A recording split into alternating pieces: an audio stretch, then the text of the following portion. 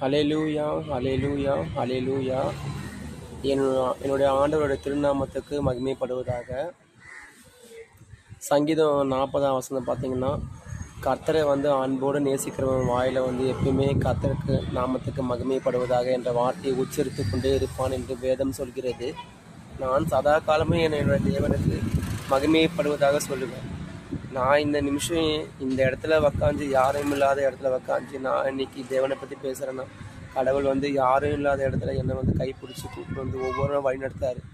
போகாமல் நல்லாவே இருக்கக்கூடாது அப்படின்னு நினைக்கிறேன். இந்த உலகத்தில் ரொம்ப முகம் தெரிஞ்சவங்க தெரியாதவங்க எல்லாமே என்னோட பணத்துக்காக மட்டும்தான் அவங்ககிட்ட பழகுவானுங்க, அது நல்லாவே தெரியும்.